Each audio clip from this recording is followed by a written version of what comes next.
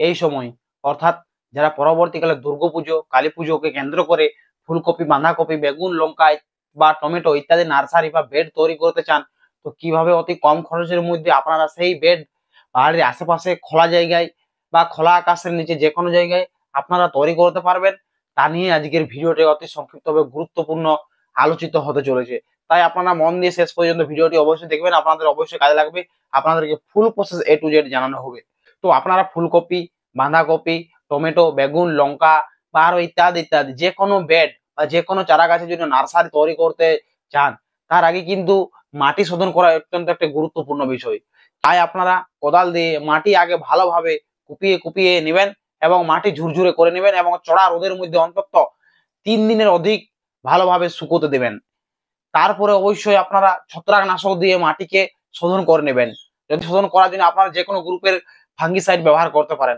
আপনারা কম খরচের মধ্যে বেস্ট ফাঙ্গিসাইড হিসেবে ব্যবহার করতে পারেন বেবিস্টিন ফাঙ্গিসাইড অথবা সাব ফাঙ্গিসাইড বা স্প্রিন ফাঙ্গিসাইড। এগুলো খুবই সমস্ত জায়গায় সহজলভ্য হয়ে থাকে এবং এগুলো যথেষ্ট কম দামের মধ্যে ভালো কার্যকরী প্রোডাক্ট।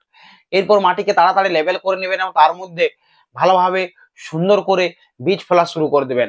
যদি বেগুন বা লঙ্কা হয় সেক্ষেত্রে আপনারা নর্মাল ভাবে ছড়িয়ে দিতে পারেন, কোনো অসুবিধা সেক্ষেত্রে হবে না। কিন্তু যদি ফুলকপি বা বাঁধাকপি বা টমেটোর ইত্যাদি নার্সারি বা বেড তৈরি করতে চান সেক্ষেত্রে কিন্তু একটি করে টোপ টোপ টোপ টোপ আকারে আপনাদেরকে আঙ্গুল দিয়ে দিয়ে ফেলার চেষ্টা করতে হবে। সেক্ষেত্রে আপনারা যথেষ্ট ভালো চারা পরবর্তীকালে দেখতে পাবেন এবং সেই টোপে সঠিকভাবে একটি করে বীজ ফেলতে হবে।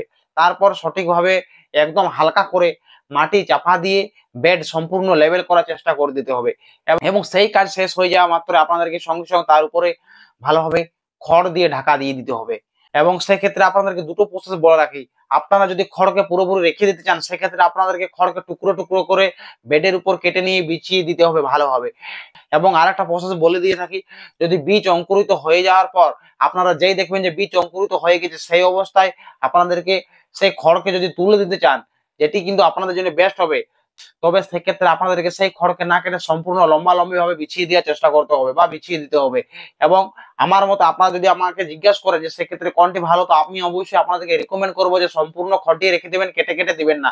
কারণ সেক্ষেত্রে দেখা যায় যে সেই খড়গুলো যদি কেটে কেটে দেওয়া হয় সেক্ষেত্রে পরবর্তীকালে এবং রেখে দেওয়া হয় সেক্ষেত্রে বিভিন্ন উই পোকা বা কাটুই পোকা বিভিন্ন মাটিতে পোকার উপদ্রব দেখা যায় এবং সেই সাথে খড় কাটতে কাটতে সেই পোকাগুলো কি করে আপনাদের যে নার্সারি চারা বিভিন্ন বেগুন লঙ্কা টমেটো ফুলকপি ইত্যাদি চারাকেও কেটে ফেলে। তাই আপনারা এই লম্বা লম্বি সোজাসুজি খড়কে বিছিয়ে দেওয়ার চেষ্টা করবেন এবং যে বীজ দেখবেন মাটি থেকে অঙ্কুরিত হয়ে বার হচ্ছে সেই সময় আপনারা খড়গুলোকে অপসারিত বা খড়গুলোকে দূর করে ফেলে দিবেন। এবং অবশ্যই খড় ঢাকা দেওয়ার সময় আপনাদেরকে অবশ্যই যথেষ্ট ভালোভাবে জল দিতে হবে, এমন ভাবে জল দিতে হবে যেমন খড়গুলো ভালোভাবে ভিজে যায় এবং তার নিচে যে মাটির স্তর আছে সেই মাটির স্তরও যেন খুব ভালোভাবে ভিজে যায়, যাতে বীজগুলো তাড়াতাড়ি অঙ্কুরিত হতে পারে সেদিকে কিন্তু লক্ষ্য রাখবেন। যথেষ্ট ভালোভাবে খড়ের উপরে জল কিন্তু ভালোভাবে আপনাদেরকে দিতে হবে এবং অবশ্যই যেহেতু বর্তমানে বর্ষাকাল চলছে তো অবশ্যই বেড ঢাকিয়ে রাখতে হবে, নইলে কিন্তু আপনাদের বীজ বা সদ্য অঙ্কুরিত চারা নষ্ট হয়ে যাবে।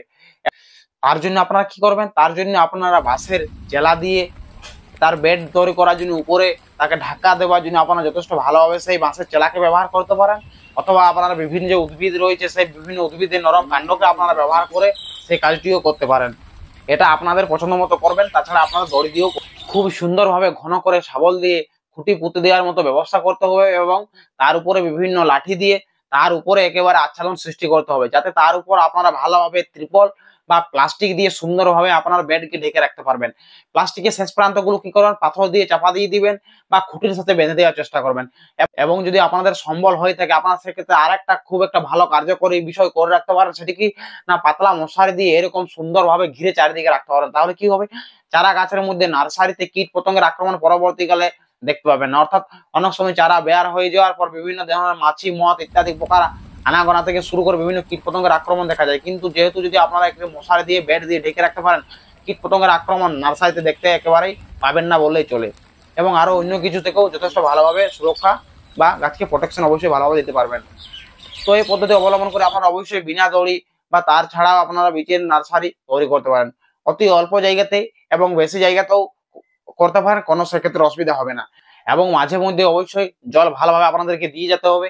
তো যারা চাষবাস বা ফার্মিং রিলেটেড বিভিন্ন তথ্য বা বিভিন্ন পরিচর্যা জানতে চান, আপনারা অবশ্যই সেক্ষেত্রে এই চ্যানেলটিকে ডান দিকে সাবস্ক্রাইব চিহ্নটি প্রেস করে অবশ্যই চ্যানেলটিকে সাবস্ক্রাইব করে আমাদের পাশে যুক্ত থাকবেন, যাতে নিত্য নতুন রেগুলার ভিডিও আমার চ্যানেলে আপলোড করা সবার আগে আপনার কাছে পৌঁছে যায়। এবং এই চ্যানেলের মাধ্যমে রেগুলার বিভিন্ন ধান চাষ, বেগুন চাষ, শাকসবজি চাষ, লঙ্কা চাষ, ফুলকপি, বাঁধাকপি ইত্যাদি চাষবাস সংক্রান্ত বিভিন্ন ভিডিও রেগুলার আপনাদের জন্য আপনাদের সুবিধাতে তুলে ধরা হয়। তাই সকলে ভালো থাকবেন, সুস্থ থাকবেন এবং চাষবাস সংক্রান্ত বিভিন্ন পরিচর্যাগুলো করে থাকবেন, এবং কোনো অসুবিধা হলে আপনারা অবশ্যই কমেন্ট বক্সে জানাবেন। আপনাদের জন্য কমেন্ট বক্স সর্বদাই খোলা রয়েছে। তো নমস্কার।